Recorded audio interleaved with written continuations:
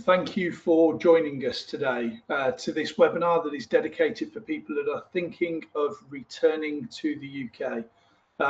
Over the next hour, we'll be discussing the key financial and property considerations for anyone thinking about relocating back to the UK.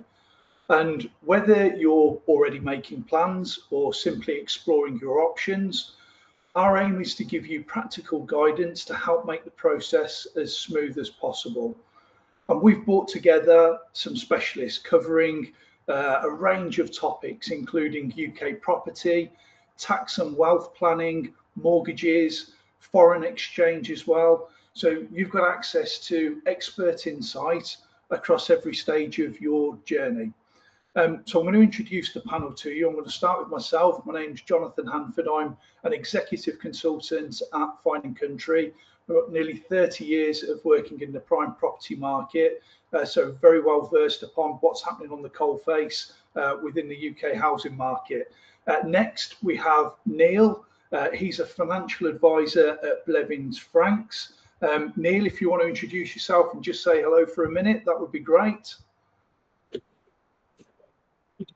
No problem, Jonathan. Thank you. Good afternoon, everybody. Yes, Neil Allardyce is my name. I think I'm the person in the panel that's been doing the role the longest. I'm 34 years in financial services.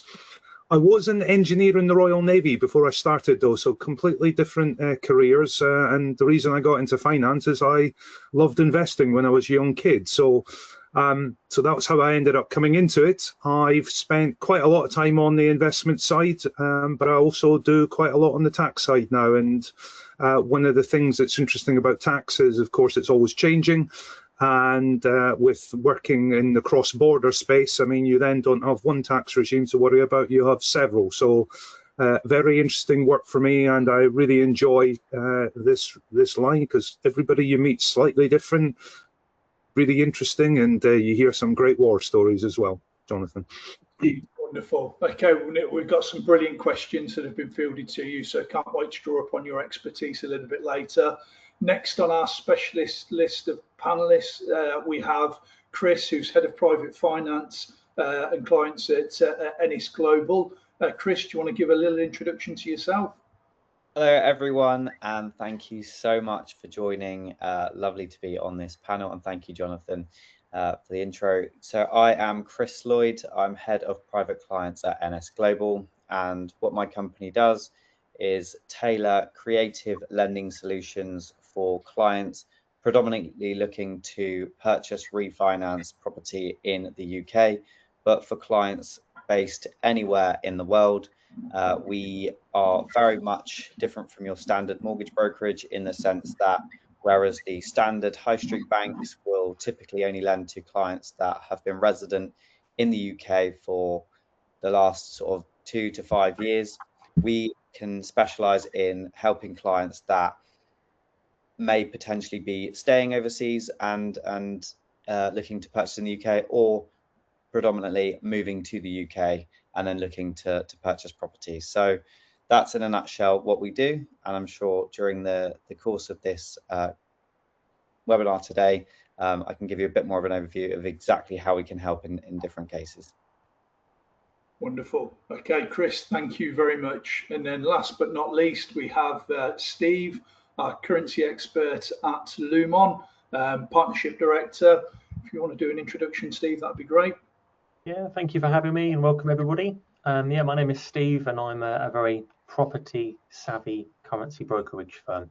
So we basically help people move money internationally around wealth, relocation, property, and these events. I haven't been quite doing it as long as some of the team, but I've been doing it for nearly 20 years. We're a team of about 220 people across a dozen offices throughout Europe, so a lot of experience in this, and increasingly growing in demand, not purely as a low-cost transfer solution, but equally to help clients mitigate currency risk because of how much political and economical changes there are in the world every few hours, depending on what Trump's doing. But what that really means from an audience participation perspective is there's a very, very big difference between the price and the cost of an international move, purely as a result of the currency market changing that power spreadsheet and that's what we're most in demand for at the moment. But again, thank you for having me. I'm also the technical lead here, so if I'm not looking direct at camera, please excuse me, but I'll be managing some of the questions and queries that are coming in as well through that function. Yeah, brilliant. Steve, thank you very much. And again, the same for myself. I've got notes in 4 different sections of my screen, so if my eyes are dotting about, forgive me. So throughout today's session, you can submit questions using the Q&A function, and we'll answer as many as possible during the live Q&A event at the end. And we'll also be running a few quick polls, so do take part, and it helps us to tailor the discussion to you. We obviously gave people the opportunity to ask questions in advance of the session. Unfortunately, we're not going to have time to answer them all. If we did, we'd still be here this time tomorrow. So we've picked the most popular ones, but rest assured, if there are topics that we haven't covered, we're more than happy to pick up a separate discussion with you and have a separate consultation to answer any questions that weren't covered today. So a couple of housekeeping points before we start. Today's webinar is being recorded, and a copy will be sent to everyone who registered, so there's no need to take detailed notes. And then finally, a brief disclaimer.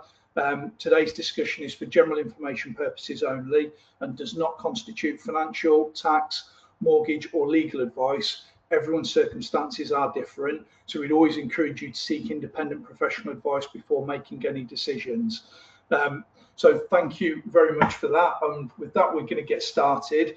So the first batch of questions have actually come in for myself. So I'm not going to quote the people that asked the questions, but I'll talk you through them as best as I can. So for those considering returning to the UK next year, what does the property market currently look like? And it's interesting because we've got people registered for this webinar from all over the world, from Cyprus, from Portugal, Spain, UK, literally the 4 corners of the world. And not everybody is tracking what's happening within the housing market. So my best answer to that is I think the market's normalised. So the frantic conditions that we saw during COVID, they've disappeared, and buyers now have much more choice and negotiating power. Back in 2001, it was a bun fight. People weren't buying the property of their dreams. They were buying whatever was available. It was a terrible time to be a buyer and a great time to be a seller. So at the minute, well-priced homes continue to sell quickly, but properties that are overpriced can sit on the market for months. So it's become a market that rewards realism rather than optimism. So returning buyers, I think that you should see this as an opportunity rather than a concern, because you've got time to make considered decisions. And from the prime property market perspective, we're seeing a far more measured market. Serious buyers are active, but they're selective. And sellers who are prepared to price sensibly, they're the ones that are achieving sales. Whilst buyers will often have the opportunity to negotiate in ways that you simply couldn't a few years ago because you were just competing with people. So I would say that's a good overview of what's happening within the market. So another question is, are there particular regions that are seeing stronger demand or presenting better value? It's lifestyle really that's driving many decisions, and we're seeing strong demand in areas that combine good transport links with quality of life, such as Cotswolds, Surrey, Hampshire, and buyers are asking, where do I actually want to live, rather than simply how close is it to London. So we've also seen a bit of a culture shift, whereas people years ago might have been working in London 5 days a week, Monday, Tuesday, Wednesday, Thursday, Friday. Now it's maybe 2 or 3 days a week, and the rest of the time they can work remotely from home. And I know I'm certainly dialing in from home today. Steve, I think you are. I'm not sure about Neil, and I think Chris is in the office by the looks of it, but a lot of us are able to work remotely. So that's changing the landscape for where's representing good value, because people just need general access to London rather than they've got to think about going in every day. And there has been a bit of a north-south divide. We've actually seen a drive in results further north you go. So the key is looking at affordability, schools, connectivity and long-term investment potential, and they're the areas that tend to be doing well. Number 3. So when should someone realistically begin searching for a property if they're planning to move back in 2026. So bearing in mind that we've just crossed the Rubicon, if you like, of the halfway point for the year, it's earlier than most people think. And I'd recommend starting 6 months before you intended to move. So if you're thinking of doing 2026, you probably want to have already started the process. And it's not necessarily to buy immediately, but to understand prices, understand locations, understand what's available. And the more informed you are before you arrive, the stronger your position becomes. And also, a lot of people, they make assumptions that aren't true, and it changes their behavior when they get on the ground, because then they start to talk to tax specialists, mortgage advisors, currency experts, who actually shatter their preconceptions, and it changes their ability to be able to do what they want to do, either in a positive or a negative fashion. So, you know, I think really you want to start as early as possible, even if it's putting the feelers out. So I think the more informed you are before you arrive, the stronger your position becomes. And I'd split it into 2 stages. 6 months beforehand, you start the research process, start speaking to specialists, start speaking to agents, start getting a feel for the areas that you're thinking of moving to, and actually talk to people rather than just doing research online.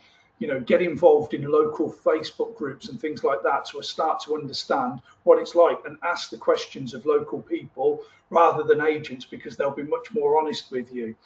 And then 3 months beforehand, that's when I think you then start to narrow your search so that you're ready to act when the right property comes along. Because that's also a bit of a killer, is seeing something that you think is perfect, but being in a state of paralysis and not able to proceed because you don't know if it's the right property or not, because you haven't done enough research.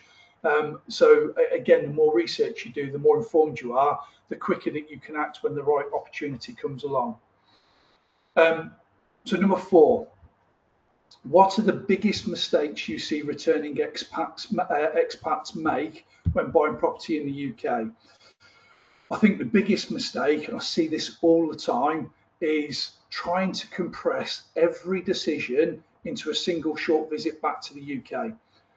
Buying a home, choosing school, selecting an area, they're all major life decisions. And the more preparation you do before travelling, the less pressure you'll feel when you're here. It means that you can actually enjoy your trip more, spend a bit more time researching and looking, rather than flapping and working in a little bit more of a reactive fashion. So, and another common mistake is assuming that the market still works as it did when they left. So I've dealt with people that have been overseas for 25 years, and they come back to the UK thinking it's exactly the same. You know, 25 years almost predates property portals and Rightmove and social media and all of those things. So there's legislative changes, there's changes in the systems, the processes. So don't make those assumptions. Make sure you speak to all of the specialists. Mortgage criteria, legal processes, taxation, buyer expectations, seller expectations, everything's evolved. So surround yourself with good advisors, rather than trying to work out everything yourself and trying to work it all out in a weekend visit to the Cotswolds, where you want to try and find a home and understand how everything works. That's putting yourself into too much pressure. So has the profile of returning buyers changed over the last few years? So has the profile of returning buyers changed over the last few years? I would say definitely. And this comes back to a point that I made earlier. I think the flexibility around remote working and hybrid working, I think it's changed the conversation completely. Many buyers, they're no longer tied to one office location. So lifestyle is becoming a much bigger factor in where they choose to live. We're also seeing buyers who are way more informed than they've ever been before.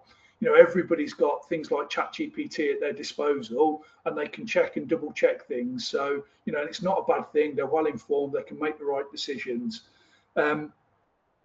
So people will often spend months researching things online before they even arrive. So they're asking for more detailed questions about communities, schools, and long-term value, rather than simply looking at just property prices and what's available. So my last question, and then we're going to jump over to Neil. If someone is only just beginning their plans today, what would your first piece of advice be? I would say pick your squad early. So build your team of professionals as early as possible in the process. Speak to a property specialist, a mortgage advisor, tax advisor, currency expert, so that you've got all of your ducks in line before you start the process, and then you're eradicating any of the unknown. You know, and those should all have good working relationships as well, wherever possible. So I think a little bit of planning at the start, you can save a significant amount of money. But putting the money aside, I think the stress is the biggest frustration with moving. Buying and selling generally can be difficult. Tying that in with an international move, it can be even more stressful. So as many of the unknowns that you can remove as possible, the easier it will be to grease the wheels and to make the process more enjoyable.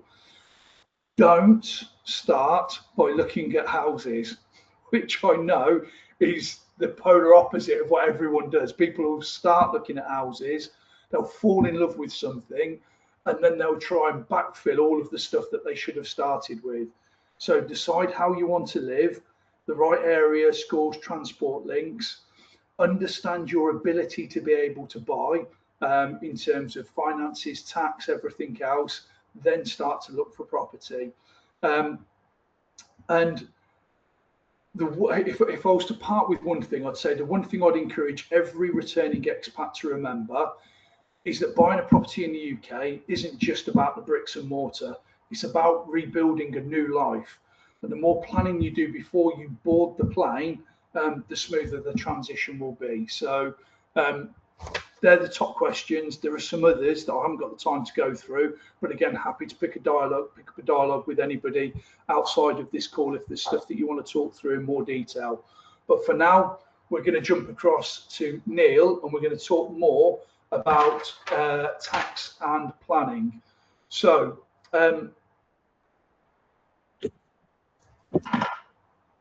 Neil, we've really enjoyed living abroad,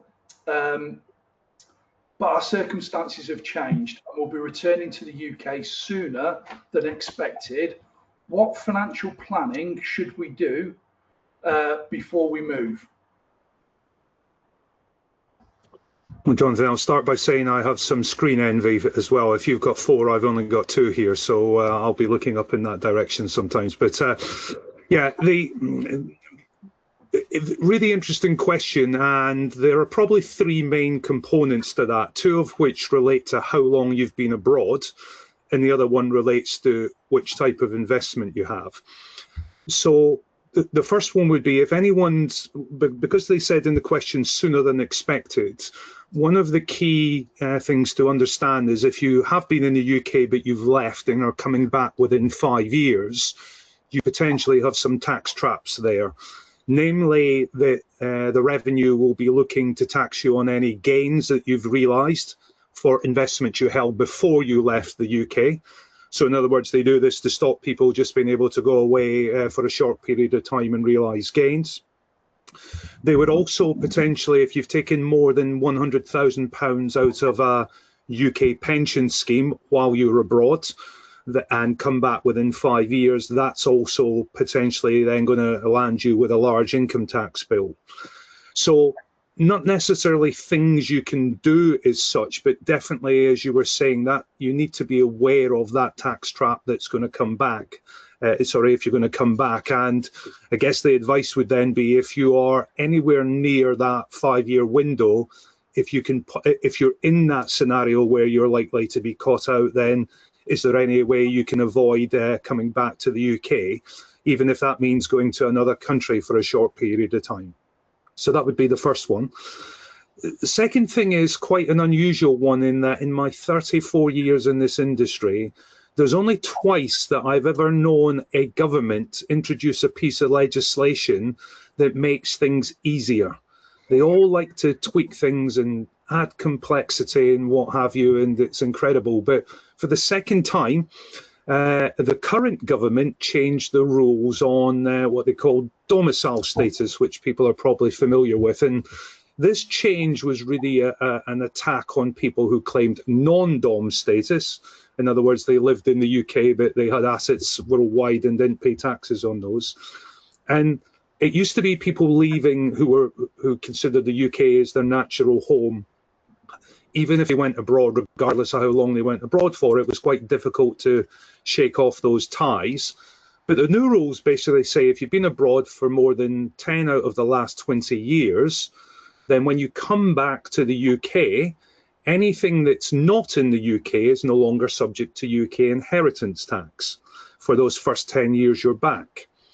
So similar to what I was saying about the 5 years, if your time frame for returning is near 10 years and you can possibly stretch out to be over 10 years, that's definitely worthwhile doing so, because not only does it give you this 10-year window, it means in those 10 years when you're back in the UK, there are some tremendous planning opportunities. So, and note I said made the system easier, not necessarily better, because that doesn't work well for everybody, but for the majority of people, that will actually be a favourable tax change.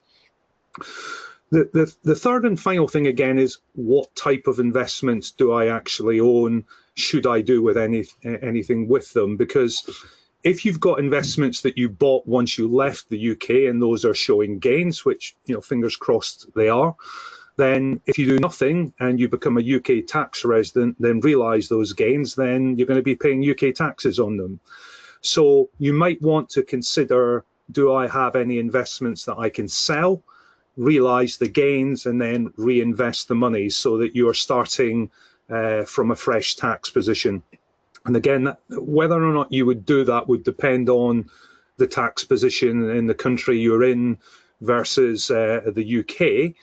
But there is a possibility with good planning, really touching on what you were saying, Jonathan, about the timing, and don't leave this to the last minute. If you get some timing right on that, you can legally create a situation when you're perhaps not tax resident anywhere. So that opens up a window of opportunities.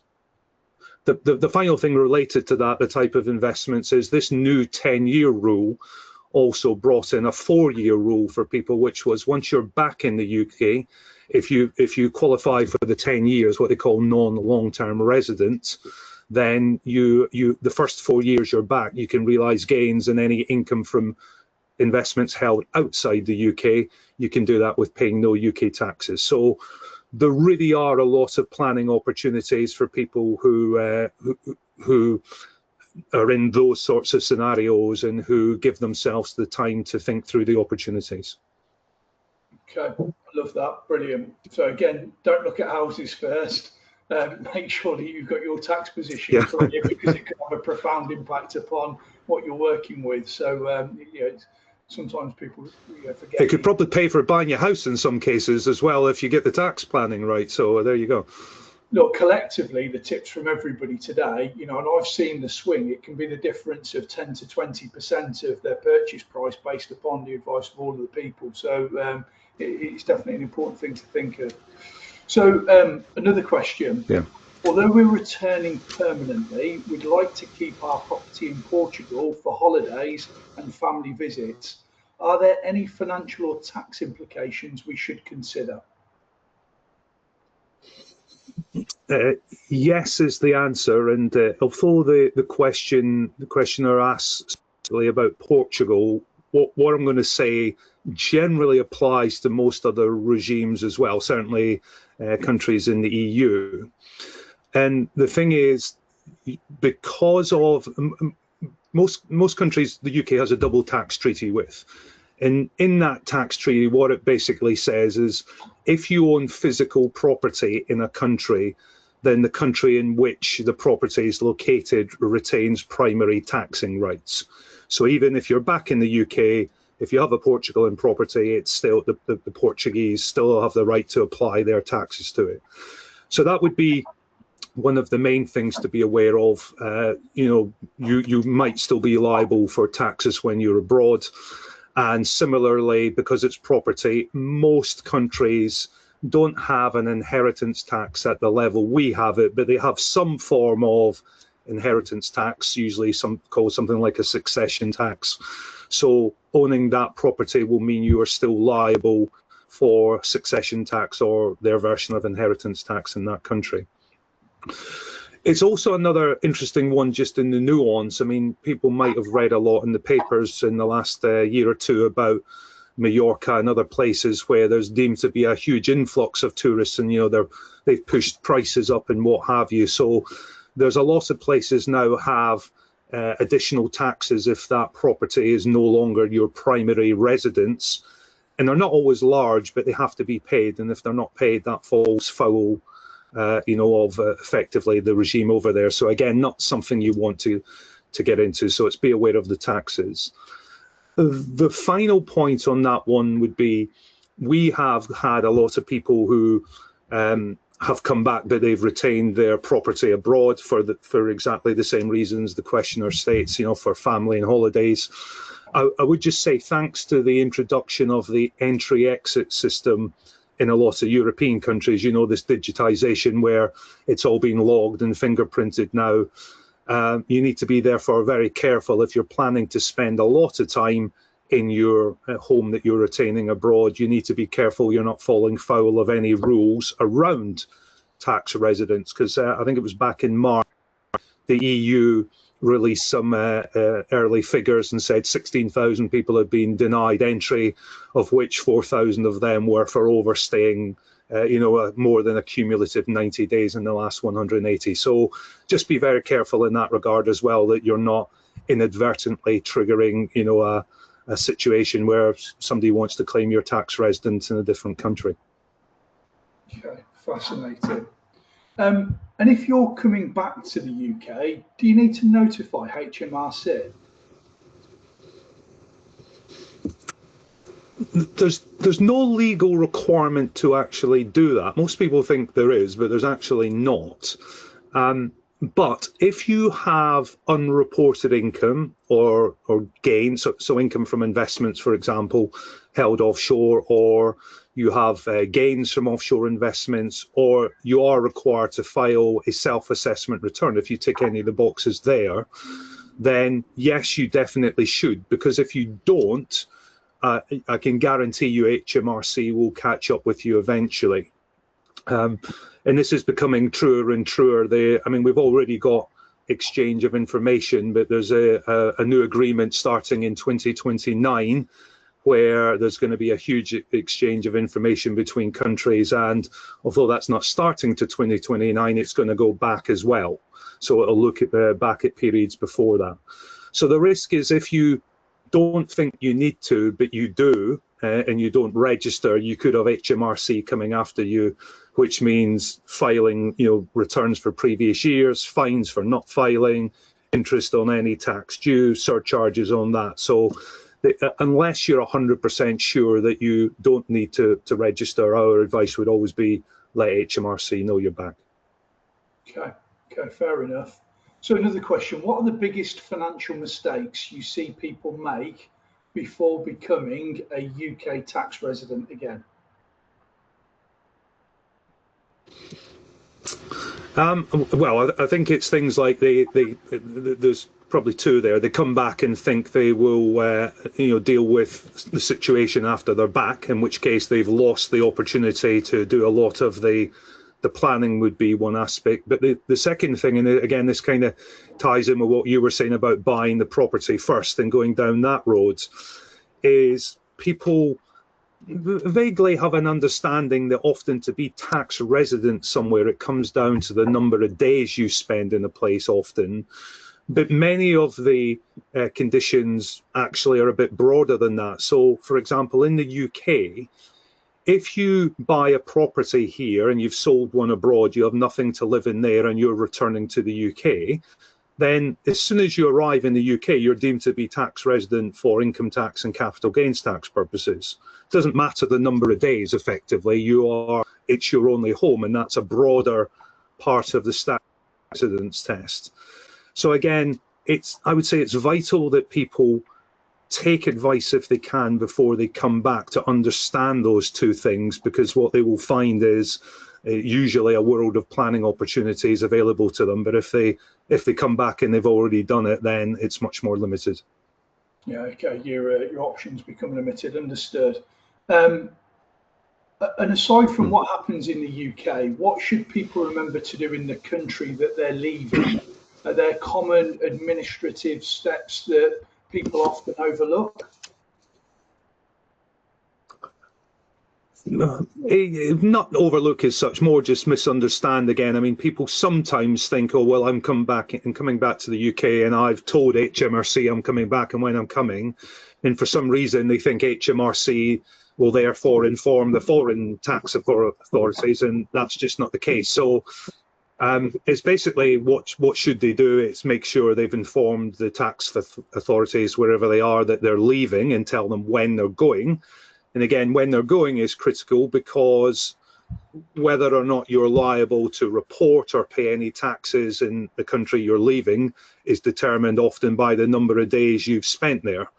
So you can, and you can be tax resident in more than 2 countries at once.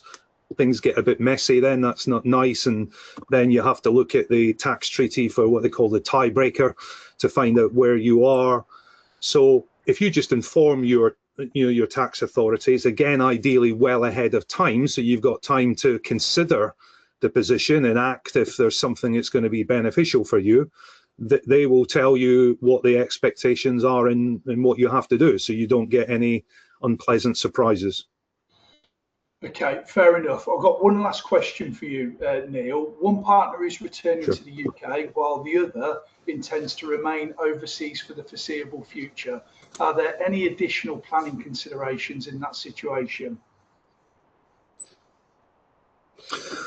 The main thing would be obviously just remembering that both people are independent parties when it comes to tax. So you easily could have one person that's now resident in that country and somebody else that's now resident in the UK. But almost touching what I said a few minutes ago, if you're going to be flitting back and forward between a country, then you have to be uber careful and understand their rules for what makes you a tax resident as well in that country. You don't want to, again, trigger something inadvertently there.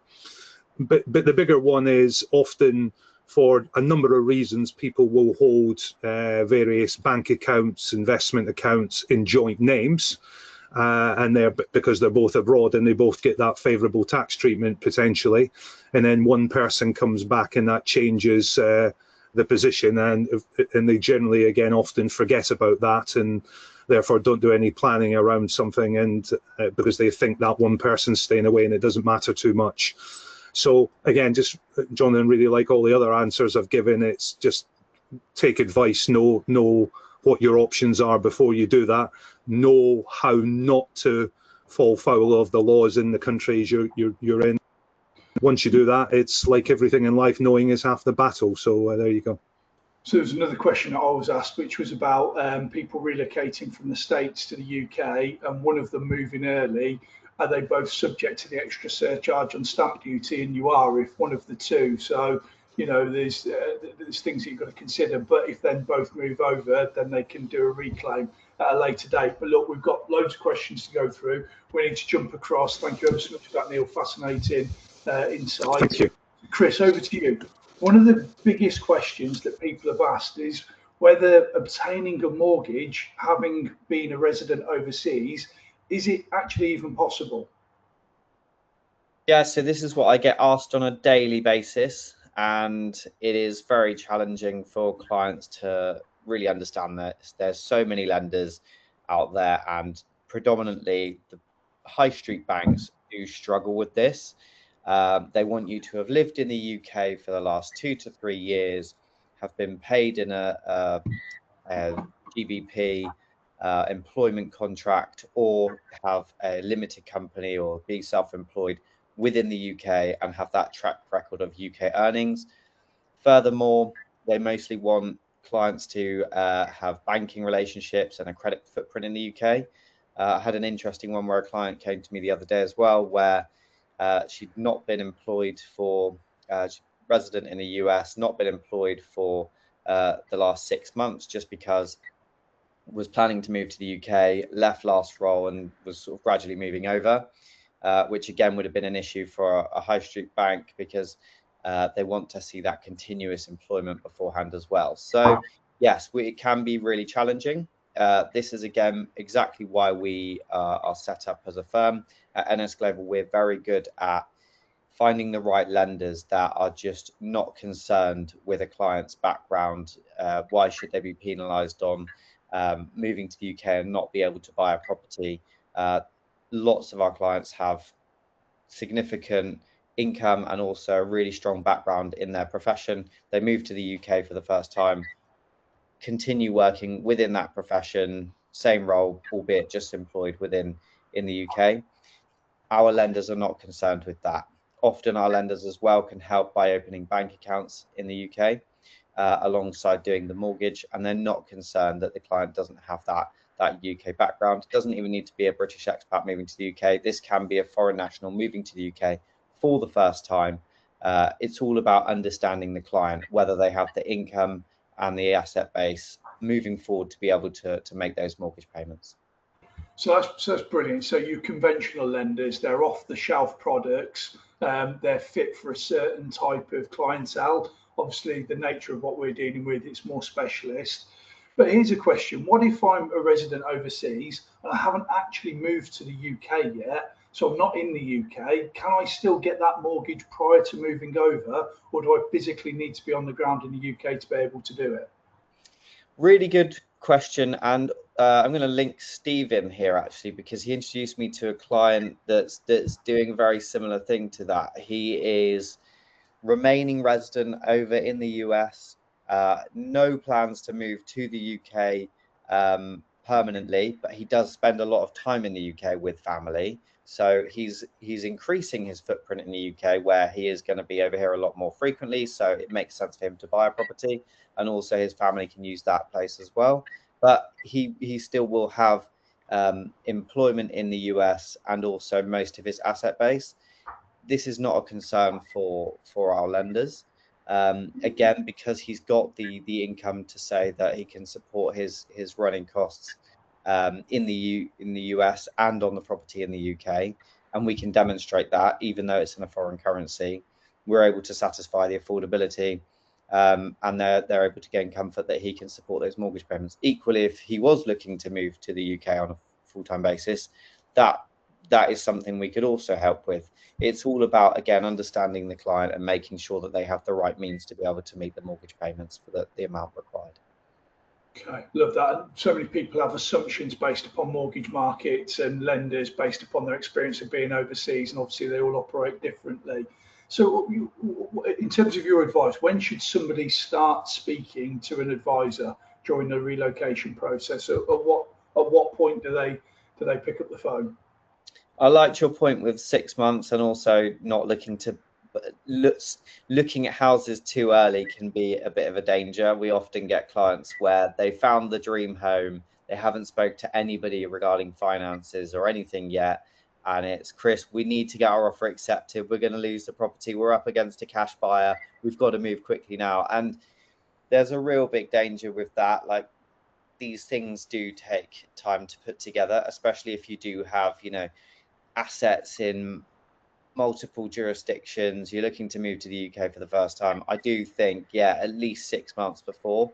So I always say to the clients that there's no time that's too soon to start a conversation with me, because it really is a case sometimes that we're just building that kind of plan to purchase and also move to the UK. Be it whether they're self-employed, whether they need to start drawing money from the company, or if they need to structure that in the right way, or if you've got investments that we're using towards satisfying affordability. Sometimes it's a case of structuring things in the right way to build up to that purchase.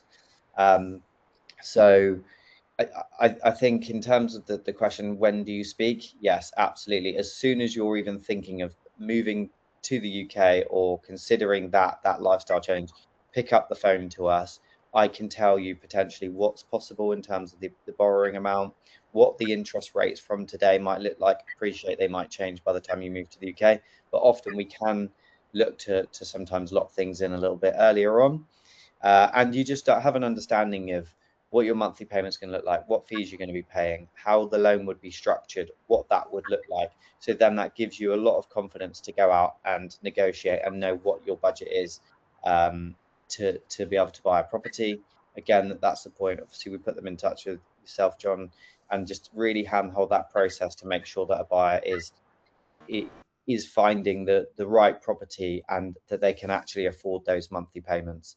I think, yeah, and it puts it in a strong position in terms of once they've got that offer accepted, we do a lot of work. So by then I've got most of the documentation I need. So the minute that offer is accepted, we can just simplify and speed up that process to then getting a mortgage offer. Whereas if they don't do that and then have their offer accepted on the property, we're then starting that process once the clock started ticking, which just gives more and more unnecessary pressure for everybody involved in the transaction. You know, if I had £1 for every buyer that I dealt with that was flapping because they'd done things the wrong way round, and then they end up rushing and making the wrong decisions because they haven't got everything in order, or looking in the wrong price bracket, either too high or too low. We've got time for a couple more questions from you, Chris. One question that was quite common: how are overseas income and assets viewed by UK lenders? So I think, again, goes back to the high street banks some will take income from a foreign currency if you're in the UK often. However, the problem again with that, they're so conservative. They obviously offer the most competitive rates in the market, but they're so conservative with the way that they'll view income. Foreign currency income is haircutted quite dramatically, sometimes 25%. And that just has a huge knock-on effect with affordability. Whereas, again, we've got the private banks at our disposal where they do take that more holistic view around income. They don't haircut it so aggressively. It's about also understanding what the client's income's looking like moving forward. Are they coming into a UK role? Will they start building more wealth in the UK? And also, we don't just need to look at taking income into account from an employment or self-employment as affordability. A lot of my clients don't have employments or self-employments. They may have had a lump sum payout from a divorce, or they might be somebody that's coming to the end of their working career. They've had a lump sum, they've sold a company, and they don't have that regular income. They just have their savings, investments, or pension in the background. Often the case is what we get asked is, do I need to be withdrawing from my investments to show that I can afford affordability? We do not need clients to be drawing from their investments. Again, markets have done very well over recent years. So again, there can be huge tax implications for drawing down on portfolios.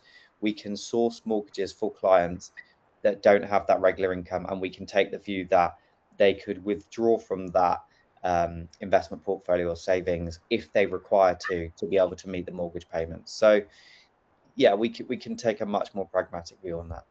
And that's both overseas assets and UK ones. So they'll take a holistic look at all of the assets. Yeah. Okay. Yeah, absolutely. And this is also, especially with the private banks, we don't necessarily need them to transfer the funds to the private bank. We don't need them to bring the funds to the UK. They can stay offshore.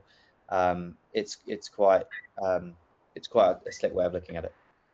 Okay. Last question. What's the biggest misconception people have about getting a mortgage when returning to the UK? The worst thing I hear is when clients have, touching on from the last question really, where clients have liquidated an investment portfolio, paid a ton of tax that they didn't need to, and bought a property outright because they just didn't realize that it was possible. We get some pretty irate clients coming to us, even that have spoken to other mortgage brokers. The common thing I hear is, Chris, thank goodness we spoke to you because we thought we'd exhausted all options. Our mortgage brokers stopped replying to us, or the classic, they've been declined at 5 p.m. on a Friday just before the weekend, and they call us on Monday, and we have to put something together. So it's often, I think, lack of education across the market. And again, this is why we do the webinars, just to show clients that it can be done. It's just about having the right team of advisors around you. So I think a lot of clients purchase properties outright in cash because they don't think they can get a mortgage because they have been resident overseas, or their income might be a bit too complex, or they don't have the regular income.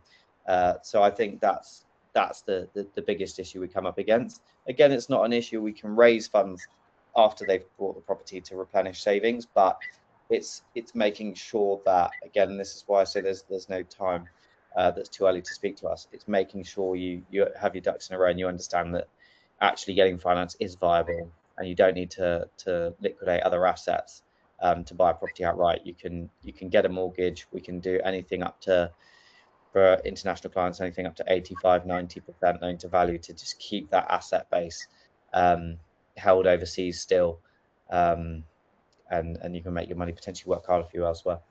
Perfect. Okay, Chris, thank you very much.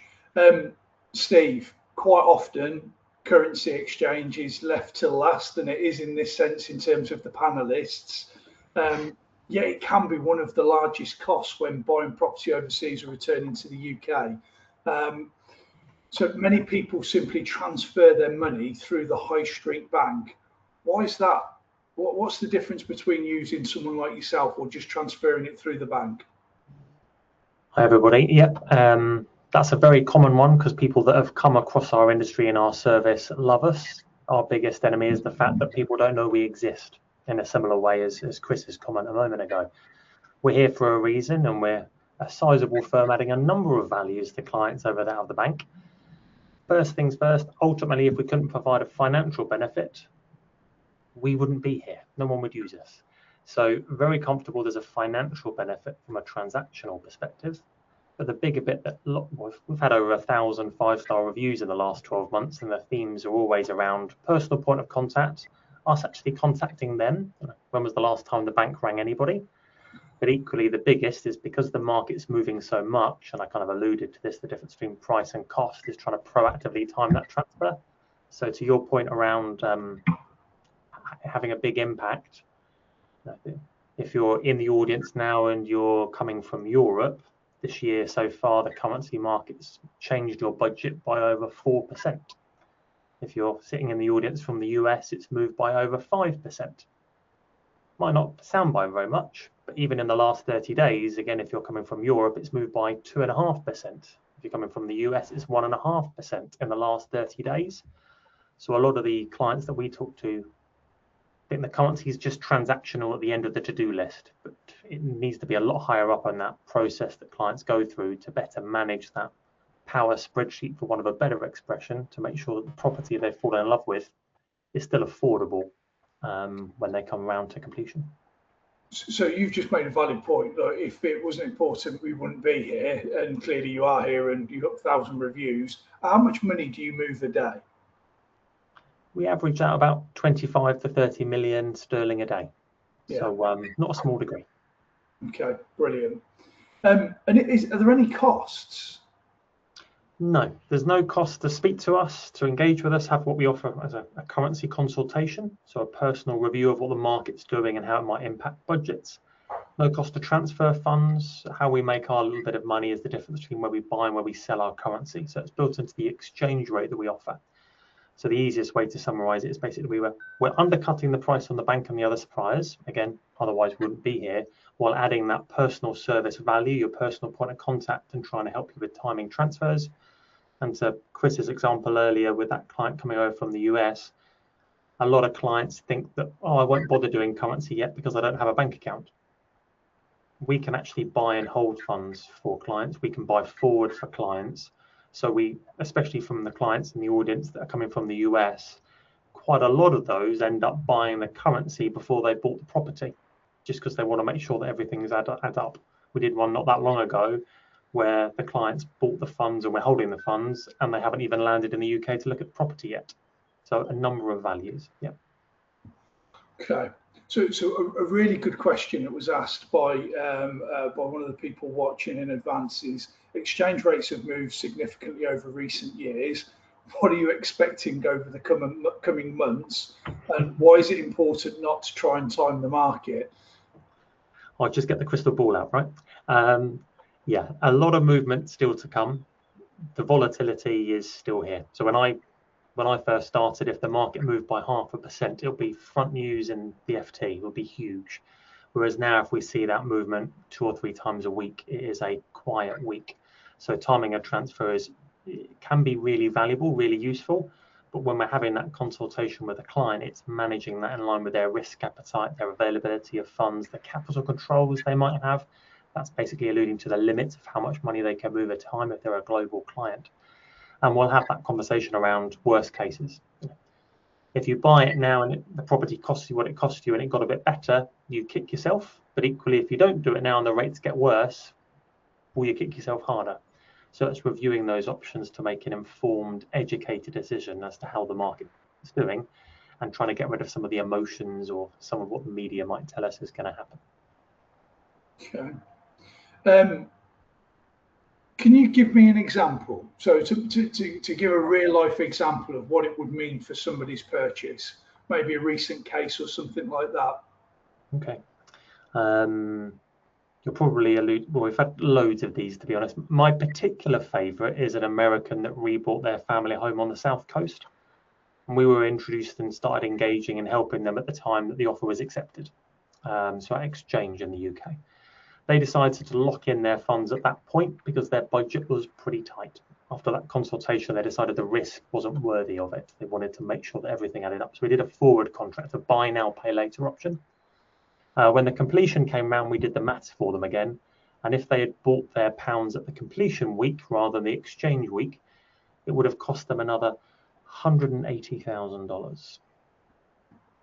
Safe to say it made the difference. If they hadn't done that, everything would have, even Chris wouldn't have been able to pull a rabbit out of a hat last minute to raise more money against it to be able to make that happen. It made a real meaningful difference. And well, just have a look over the reviews that we receive from clients. It can make a massive, important difference. Yes. Okay, like that. No wonder you've got so many good reviews. And what's the biggest mistake you see people make with their currency planning? I'm going to give two because it's one or the other. Generally, it's either the transactional piece. I'll come to at the end. I'll turn the screens off, and Trump does another event, or the world does another event, politically, economic. We've all become a bit accustomed to how quickly the world is evolving. However, we're probably assuming it's not making too much of an impact in the international market, and it certainly is. So that's the first thing. The second thing is, once a client gets that education and awareness, you'd be surprised how many friends they have that tell them that something might happen. And they will, after years of generating their wealth, decide to make a decision based off, I'm going to wait because someone told me this might happen. And we'll often come in the beginning of the day, and we do work extended hours for this global environment we're in. And we'll see emails from clients at 2 in the morning going, I'm not sleeping too well at the moment. Can we talk a bit more tomorrow about what we can do? So yeah, those what we'll politely say to clients, and how many people put their mortgages on variable. That's another mindset thing to consider and think about. But those are often the two things. That's what we hear most. Chris might be able to answer that question. I would imagine people on variable would be less than 5%. So most people like the idea of fixing it. So the same logic would apply across. Chris, would that be a fair assumption? I think you're absolutely right. Yeah. Okay. Interesting. Okay. Is there anything else from the currency exchange? Anything else that we need to think of? Any tools that people can put in place to protect themselves? A few things I'd mention. Don't assume that you can't talk to us because you don't have a destination bank account open. Don't assume that we're going to be more expensive than the bank, otherwise we wouldn't be here. And equally, don't assume that you can't start talking currency if you don't have all your funds available. So we'll often use rate alerts, spike notifications, automatic buy orders, but one of them very popular at the moment with how quickly the world is moving is a forward contract. And that in essence is a buy now, pay later option, allowing clients to lock in exchange rates and in essence kind of widen their trading window so they can secure their exchange rate and ultimately the budget for the property, even though the funds might be coming from an asset that hasn't been sold yet, or wealth that hasn't been liquefied yet, or debt that might not have been pulled down yet. So that's where you could use things like the conveyancing process in the UK, which is a monumental pain to your advantage, because obviously it's a longer window. It's 2 or 3 months. Therefore, if you're doing that buy now, pay later, that's surely a bigger window that you can use to your advantage. Correct. There's also the other aspect of getting the money working hard for you. So that management has a had 2 or 3 conversations exactly like this today, where clients are considering moving funds around, and it's that balance between I need to time the transfer well to get the most for my money, but equally I need it in the right place so I can earn from that money in interest or investments and returns at the same time. So it's a wider, more dynamic conversation, which again is why we're all here. So we're working collaboratively to make sure that that client's in the best possible situation from all the different angles we've discussed today. Equally very aware we've talked very financial based today between all the parties here, but this is a big emotional event for a lot of people as well. Yeah, absolutely. But look, that's the thing that people tend to get right. It's the other things that they trip themselves up with. So this is why it's more important to talk about this. And look, we've only got a couple of minutes left, and we've had a few questions come in on the Q&A. Where again, we're not going to be able to answer all of them. I'm going to throw this one out there. What's the one thing every returning expat should have in place before moving? Steve, I'm going to put that one to you. Okay. I'd summarize it that Google or AI doesn't count as wealth advice, financial advice, currency advice, right? We're here for a reason. You need to speak to people and speak to people early. So don't assume that AI have all the answers on these topics. There is a brilliant meme going around where it's got somebody that's basically, they've asked a question about a poisonous mushroom, and the AI's gone, no, that's fine, you can eat that, they've died. And then afterwards somebody's gone, no, that was poisonous. And they've gone, yeah, no, you're right, that was poisonous, sorry, I got that wrong. And they're so sycophantic to give you the answer that it thinks is right, and actually it can be. Google and AI are based on things that have happened in the past, not that's happening now. To the commentary earlier around how quickly policies are changing on wealth and currency and raising debt.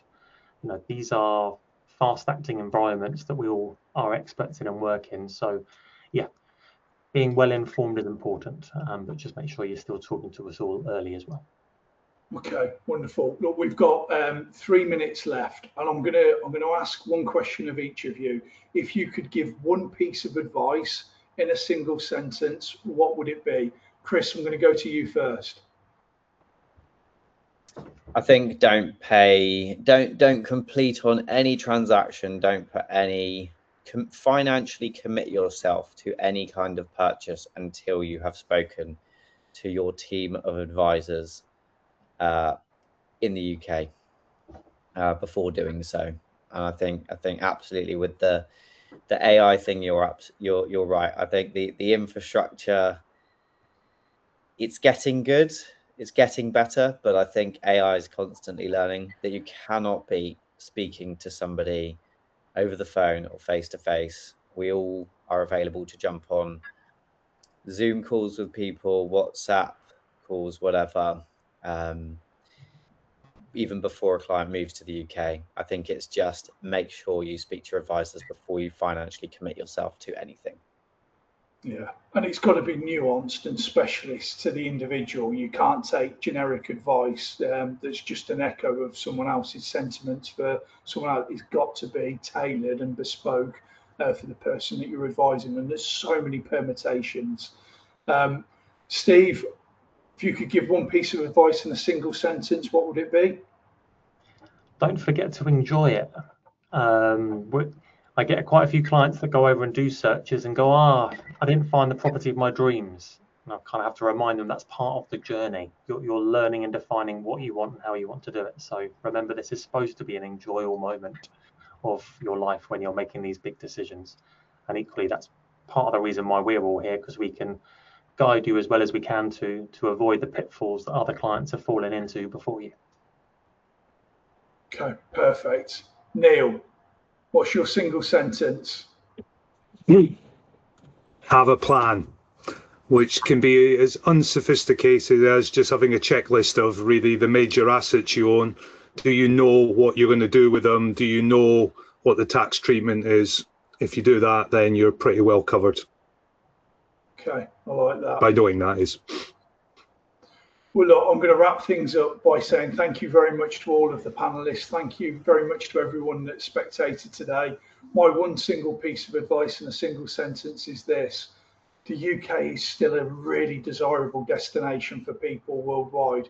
you know, as part of my international role, you meet and speak with people all over the world, and it is still regarded as one of the best places in the world to live. So I know that we do a little bit of internal bashing within the press and media, but it is still an incredible place to live. And if you're thinking of moving back here, we'll welcome you with open arms.